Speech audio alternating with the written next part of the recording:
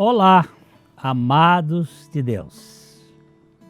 Que alegria é estar em contato de novo com vocês através deste nosso programa. O nosso objetivo aqui é anunciar o Evangelho, as boas novas, o Evangelho das insondáveis riquezas de Cristo, o Deus que se fez gente, que se fez carne, que habitou entre nós, Emmanuel, e que por graça Ele vem habitar em nós. Os links estão aí na tela da sua TV, youtube.com/PIBLondrina1 e facebook.com/programa Café e Fé, tudo junto. Você pode ser um aliado nosso, sim, e nós contamos com a sua participação, nós contamos com a sua colaboração para que esse programa se mantenha e que nós possamos melhorar cada vez mais. Nós contamos com as orações, nós temos lutas espirituais. Aqui a gente não vê, mas as lutas com os cosmocrátares, as forças espirituais da maldade. E nós contamos com a divulgação para que esse programa alcance um número maior de pessoas com o Evangelho de Cristo Jesus. Nós vamos às indicações de leitura desta semana e logo nós estamos voltando.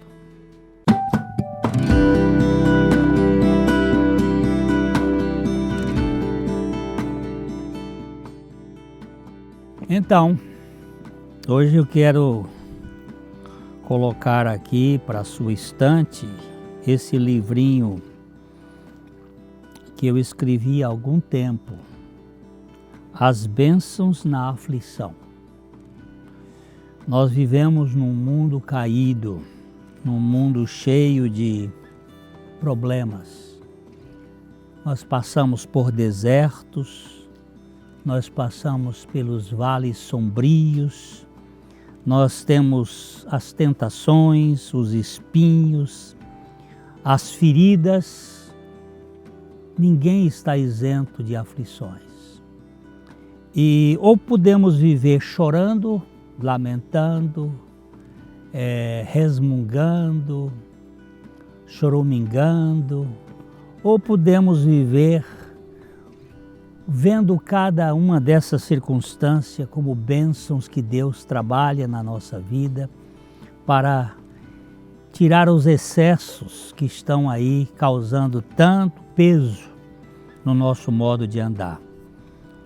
Ele já está na sua 3ª edição, ele tem sido um livrinho muito útil para muitas pessoas.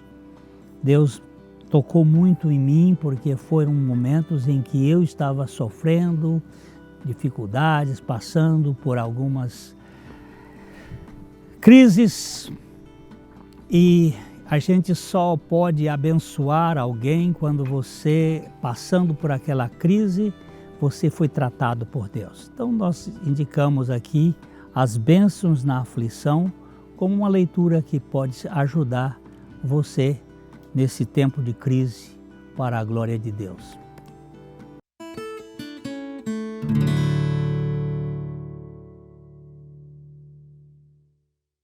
Na Ótica Higienópolis você terá um atendimento diferenciado com as melhores opções de lentes e armações para a sua qualidade de vida, sem abrir mão da estética e moda. E o melhor, você não paga mais por isso.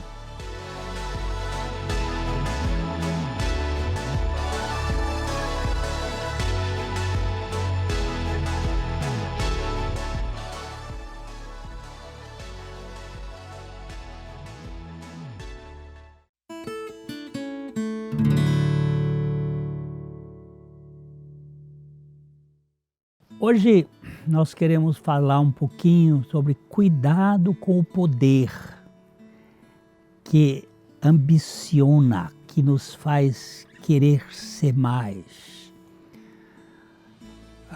Um dos piores inimigos do crescimento espiritual é o poder, é a necessidade de poder. Eu não estou falando do poder do Altíssimo, mas do poder que as pessoas admitem ter do ponto de vista da sua humanidade. O poder do controle, o poder do mando, o poder do direcionamento. O poder do ser humano é perigoso, porque ele dispensa o poder de Deus. Quando temos algum poder, frequentemente dispensamos o poder de Deus. Nós vamos fazendo as coisas do nosso jeito. Se eu me acho capaz, é normal não recorrer à oração, por exemplo. A minha habilidade é um perigo para o desenvolvimento no reino de Deus.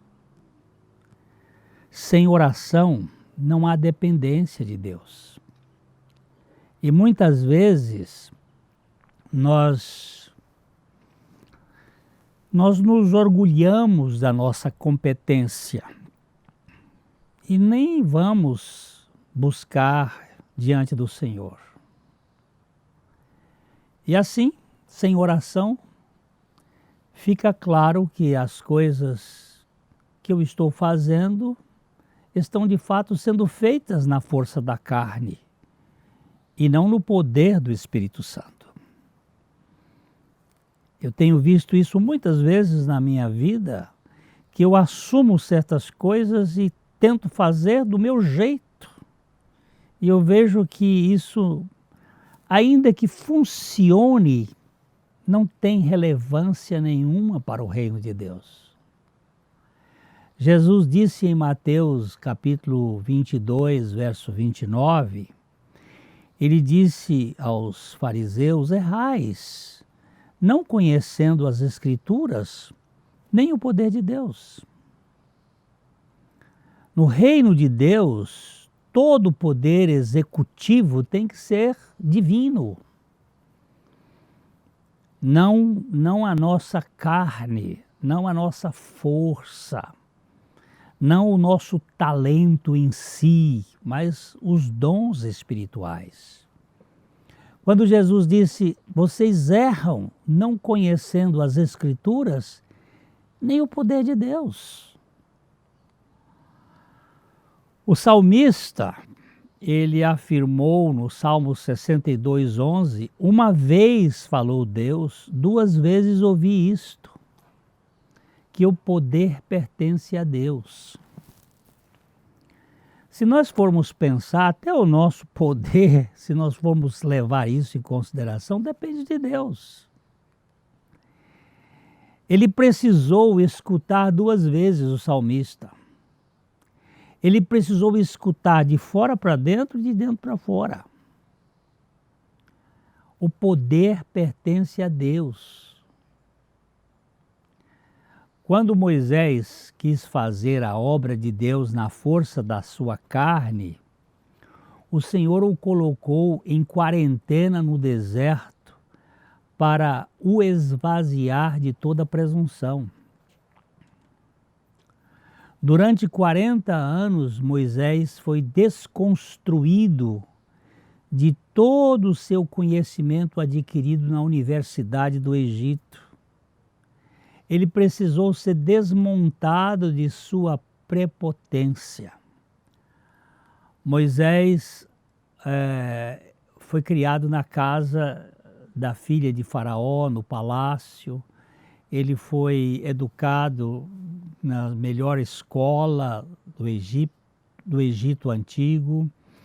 Ele era um homem muito culto, preparado, e quando ele quis fazer a obra de Deus na base da sua carne, ele acabou matando um egípcio e teve que fugir para o deserto, e aqueles 40 anos de sua vida anterior precisou ser desconstruído por 40 anos no deserto para que ele não tivesse mais nada. Depois ele aprendeu a fazer a obra de Deus na fraqueza da sua carne. O poder de Deus se manifesta em nossa fraqueza. Isso é um fato inconteste. Aqui vemos o agir internalizado da obra da cruz em sua forma subjetiva. Deus precisa agir em nós, nos desconstruindo, para que nós dependamos inteiramente do Senhor. Saulo foi um ilustre acadêmico. Ele era um doutor da lei, um mestre por excelência, que após a sua conversão teve que ir ao deserto por 3 anos. E lá no deserto ele precisou experimentalizar a obra da cruz na sua vida. Para quê? Para ser desaparelhado de todas as estratégias humanas. E daí para frente, conhecer o poder que vem da fragilidade, que vem da dependência, que vem do Senhor. Agora Paulo, o fraco, ouve o Senhor e ouve o Senhor lhe dizer com total nitidez, e ele nos mostra no capítulo 12, verso 9 de 2 Coríntios, que o Senhor lhe disse: a minha graça te basta, Paulo, porque o poder se aperfeiçoa na fraqueza. E ele diz assim: de boa vontade, pois, mais me gloriarei nas fraquezas, para que sobre mim repouse o poder de Cristo. Preste bem atenção, que coisa mais extraordinária. Aquele jovem cheio de si, que tinha potência e que inclusive ele ajudou no apedrejamento de Estevão, ele cai no caminho de Damasco. Ele é prostrado ali por uma luz fulgurante e pela aquela voz que dizia: Saulo, Saulo, por que me persegues? E depois que ele passa por uma transformação de vida, ele é desconstruído de suas potências. E ele diz: de boa vontade, pois, mas me gloriarei nas fraquezas. Jesus não foi um homem poderoso na sua carne, usando o poder da carne. Ele mesmo disse: em verdade vos digo, que o Filho nada pode fazer de si mesmo, senão somente aquilo que vir fazer o Pai. Porque tudo o que este fizer, o Filho também semelhantemente o faz. Isso está registrado em João capítulo 5, verso 19. Olha como Jesus diz: em verdade vos digo. Essa expressão em verdade só aparece no Evangelho de João. E é uma expressão muito enfática. Verdadeiramente eu quero dizer para vocês que o Filho nada pode fazer de si mesmo, senão somente aquilo que vir fazer o Pai. Porque tudo o que este fizer, o Filho também semelhantemente o faz. O que ele quis dizer com isto aqui, que foi? É que as suas ações neste mundo foram dependentes totalmente do poder do seu Pai Celestial. Jesus foi um homem de fé. ele confiava no seu pai, ele dependia do seu pai. Ele era um homem de oração, que estava sempre buscando a orientação do seu pai. Jesus fez muitos milagres, mas todos eles foram executados sob a ação do poder do Pai. A gente pode verificar um outro texto em João, capítulo 5, verso 30, quando ele diz assim: eu nada posso fazer de mim mesmo. Da forma porque ouço, eu julgo, e o meu juízo é justo, porque não procuro a minha própria vontade, e sim a vontade daquele que me enviou. Jesus foi um homem dependente. Moisés precisou aprender a dependência sendo desconstruído. Saulo precisou aprender na sua fraqueza a depender do poder de Deus. Jesus se esvaziou e dependeu inteiramente do Pai. A igreja sempre sofreu com essa questão. E eu vou parar um pouquinho aqui e a gente volta já já para continuar aqui.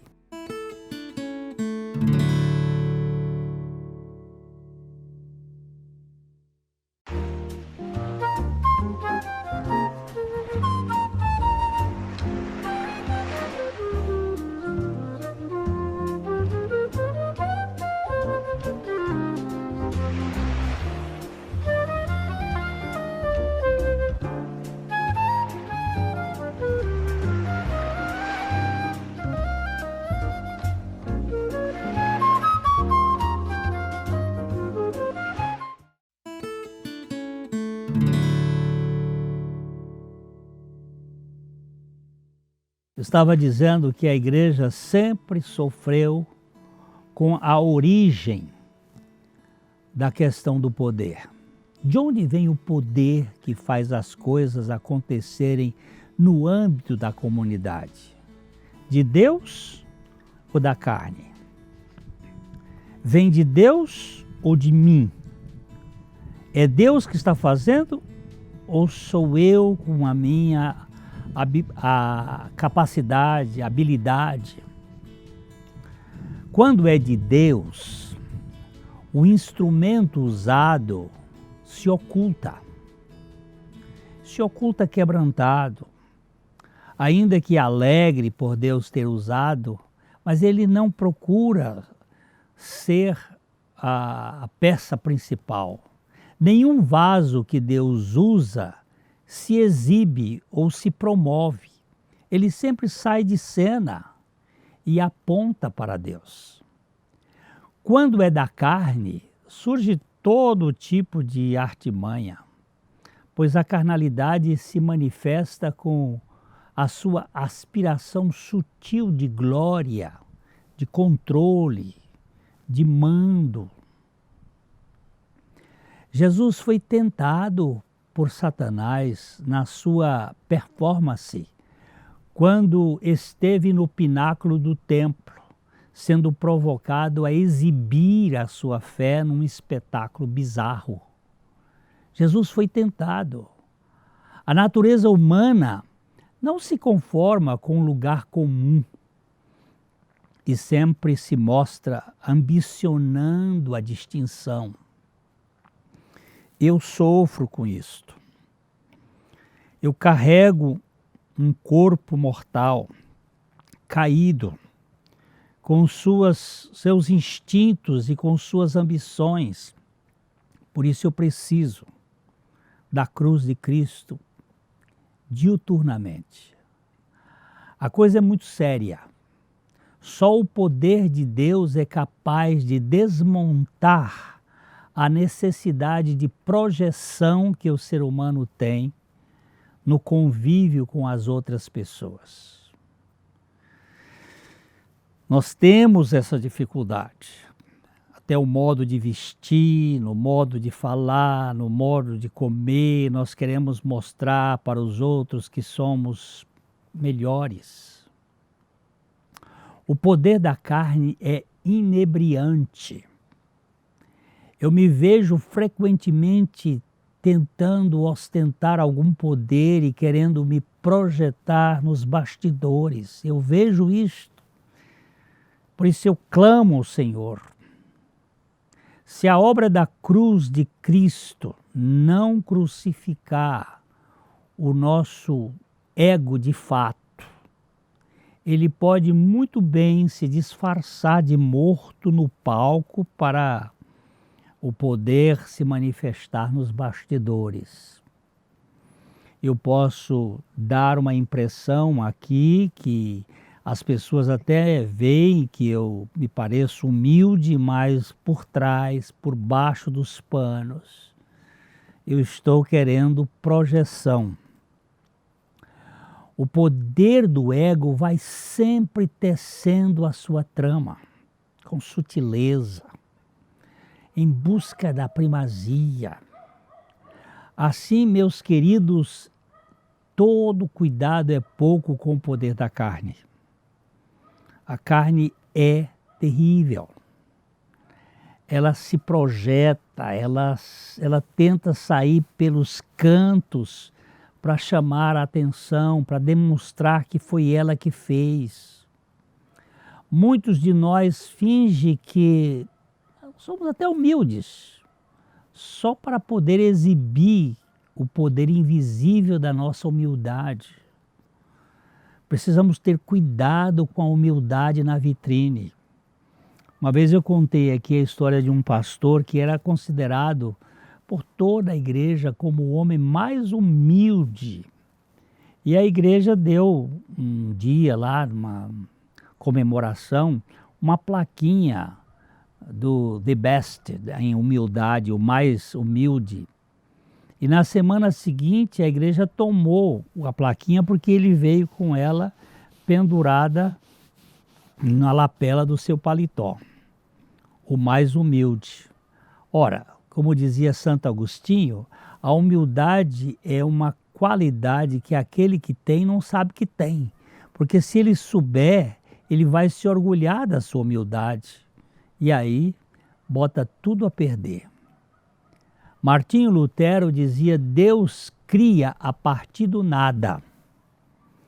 Portanto, enquanto o homem não for reduzido a nada, Deus não poderá fazer nada com ele. É interessante o jogo de palavras que aqui fica. Nós sempre queremos ser alguma coisa. E é por isso que precisamos desta obra da cruz para nos esvaziar. Mas o ser humano se recusa a ser nada, a ser ninguém. Você sabe quem eu sou? Essa é a grande questão. Somente a obra da cruz pode realizar este milagre do nosso esvaziamento, de tirar de nós esta situação de arrogância. Viver pela fé é viver confiando no poder de Deus. Fé é o meio pelo qual as fraquezas do homem tomam posse do poder de Deus. Fé é esta condição da nossa fragilidade apropriar-se do poder de Deus. O poder da carne nos faz fortes, o poder de Deus nos mantém fracos. Mas esta fraqueza vai se expressar na manifestação do poder de Deus.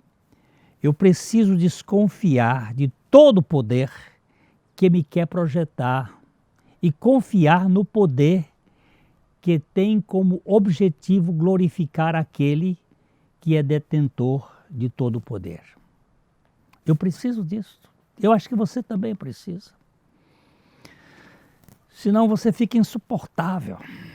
Nós ficamos insuportáveis. O poeta inglês John Milton, poeta cego, ele escreveu O Paraíso Perdido e ele afirma uma coisa muito interessante: os mártires abalaram os poderes das trevas com a força irresistível da fraqueza.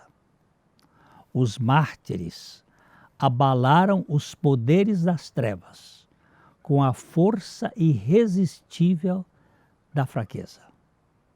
Não foi com canhões, com ogivas, foi com a humildade, foi com o quebrantamento. Alguém disse com muita propriedade: sou curado pela enfermidade, sou enriquecido pela pobreza e fortalecido pela fraqueza. Isso tudo é na dependência de Deus que nós chegamos a esta posição. Quando eu sou fraco, posso então confiar que Deus tem todo o poder. Só a real fraqueza pode depender totalmente do Deus Todo-Poderoso em nossos corações. Quem afirmou que Jesus só disse: todo o poder me foi dado no céu e na terra, foi só depois que ele experimentou a fraqueza da cruz e a nulidade da morte. Jesus só disse isso: todo o poder me foi dado, depois que ele passou pelo vale da sombra da morte.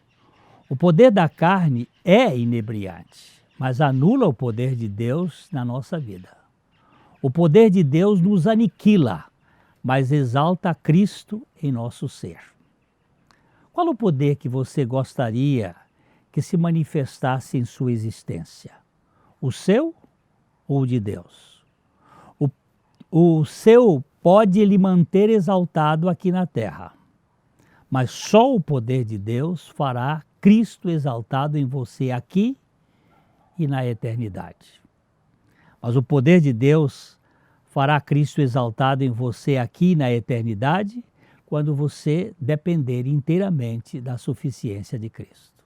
Lembre-se que Jesus, por nós, é toda a nossa justiça diante de Deus Santo. E Jesus em nós é toda a nossa força neste mundo ímpio. Que o Senhor conceda a você e a mim a dependência do poder dele para que vivamos para a sua glória. Isto é dito de coração para coração. Espero encontrá-lo no nosso próximo programa, se assim o Senhor permitir. Um grande abraço.